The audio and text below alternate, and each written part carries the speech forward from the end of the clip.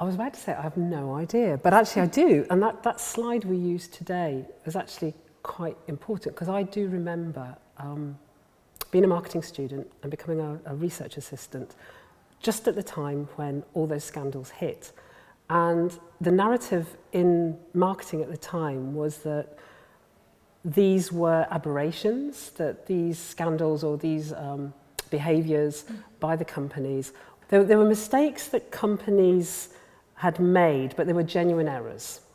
And I just felt that that was a little bit unrealistic. I just didn't believe that that could be true, that everything that marketing did was good. I wasn't against marketing, but I just didn't feel that there was enough airtime being given to marketing and the problems that marketing could create, the unintended consequences. So that started me looking at corporate social responsibility initially, but then I realised that it wasn't just about the companies, it was about the consumers as well. And that's what took me to start looking at the idea of consumers and consumers' behaviour having an impact on how companies behaved. I think for me it was,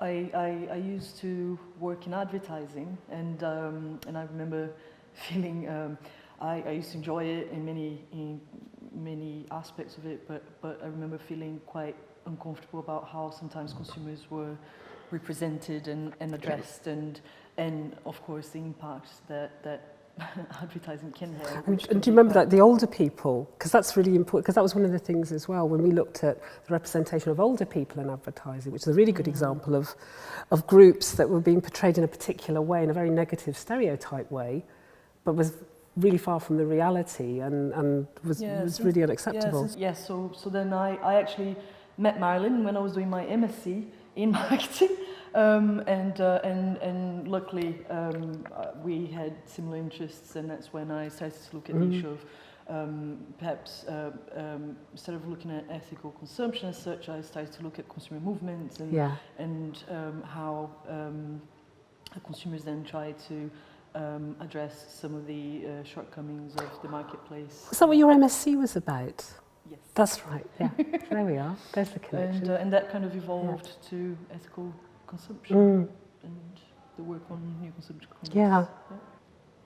I think maybe one of the most depressing things is that I don't think it's changed. And a lot of people, non-academic people say to me, how can I keep pursuing this area when there's so many things haven't changed? But I think I am quite optimistic. I think I am quite idealistic about it sometimes. I think that things can change, and I still maintain that things have changed more now than that they have in the past. But I also understand that a lot of the effort just isn't having an impact, and that's quite difficult. And I'm not quite sure what the answers are, but I still feel I want to be part of the answers. Yes, I suppose. I suppose there's an inherent challenge in it as well, and as we sort of think challenge in the sense that we're trying to see how we can change things, and then of course our own behaviour and sort of the everyday challenges that we face ourselves in relation to consuming ethically, and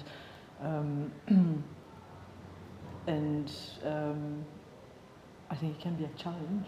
I think I'm still inspired by it, but I think it can be quite a challenge. I think I'm really interested in the fact that I'm a normal person who does normal shopping and has normal consumption behaviour. Some of it's not ethical, some of it is ethical.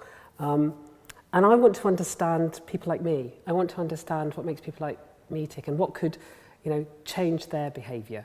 And I know certain things influence me from time to time. There's times when I'm better, times when I'm worse, and I'd like to be better than I am a lot of the time.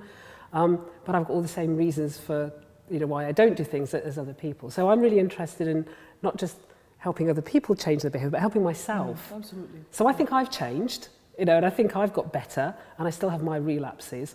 But I also want to, I genuinely want to do things better than I do. It's got easier as I've got older. I've got more money to spend, I've got more choices about what I can do. And again, that's really important, because I remember being someone who didn't have many choices and how difficult it was. So I'm interested in supporting not just people like me who can make more choices because of the situation that I now live in, but think back to the student I was and the poor research assistant I was, who couldn't make some of those choices. And what about those people who really want to do things differently, but they can't? So that's why I think I'm still interested in the work from that perspective, because that's where the real change evolves, is. Isn't Yes. it? And I suppose this is something that's constantly evolving, and we need to sort of see the different ways in which we can enact that change, and both in our lives as well as Yeah. externally. So I think it is very personal, as well as being very much part of the work that we do. I think we fly to go to conferences. yeah. Yeah. Everyone in the room does. Yeah. I have family in a different country, and that's a major challenge as well. Inevitably, you have to make those trade-offs. And, Yeah. and I'm a working mother, and I know that I make all sorts of compromises because I don't have time, and I'm trying to balance care with time, with work. So I make choices about certain things I buy. I probably have higher consumption than I would have if I wasn't working. I make choices around food that I wouldn't make if I wasn't working. I make choices around transport, getting to work. For me, it's completely unrealistic for me to use sustainable transport because of the nature of my work. So I recognise my behaviour isn't ethical, but I try and it's that idea of I try and then make up for it in other areas. You know, so when I do have time and when I do have space, then I do things differently. But that for me, I think, is my biggest challenge, is being a working mother, and the consumption of being a mother and the consumption of being someone who works not in my hometown, and then the choices I have to make about travelling and, as you say, managing the work that we do. I think transport is a major challenge. I think particularly even if you are taking public transport and if you're still travelling and taking flights everywhere, I think that has a major impact in terms of your carbon footprint. And so that I think is really an area that for me feels uncomfortable. But equally, I think there's lots of there are lots of different things that we can do, and certainly for me as well, I think food is a major one personally. So I guess cooking things from scratch and buying organic and trying to eat good food in a way that's not as impactful. Yeah, I mean, I'm really conscious about recycling. I'm really conscious about not wasting.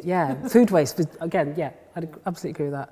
And clothes, because I am really bad. I buy lots of clothes. I'm very interested in fashion. But I'm also really good at passing those on, recycling them, making sure that they're used not just by me. So it's those small concessions, I suppose, that I think I'm making to try and, I don't know, make up for the other things I do, such as the transport and the economies of time I make that inevitably impact on because I would love to go shopping in local shops, but I can't. I have it delivered to me, because that would be 3 hours of my time that I need, and I'd rather spend that with my. And I do. I do it at the weekend, so that's what I do. I go at the weekend. I can't do it in the week, but that's because I want to spend time with my daughter at the week, because I feel that that's really important. So it's those trade-offs, and I know I'm no different. I'm not special. All sorts of people are making all sorts of trade-offs like that, and I guess that's what we look at, isn't it? Yeah. I reflect because other people make me reflect, because the minute I say, this is what I research, when people find out you're an academic and you talk about what they immediately challenge you on the subject and challenge you on your own personal behaviour. So I guess over the years I've learned to not justify my behaviour, but I suppose it is that, but explain myself, how I live with my behaviour. So that's why I think it's become more reflective. It's made me think about those personal choices I make, and that's come from the work, I would say. I also think the work, yes, definitely, the work reflects both a personal stance, but also some of the, say, collaborations, so who you're working with, and their interests as well, and so trying to make it fit in relation to both, I suppose, what developing new work in this particular area, but also trying to work with. But don't you think as well, because we've done a lot of work together talking to people, and talking to people makes you reflect.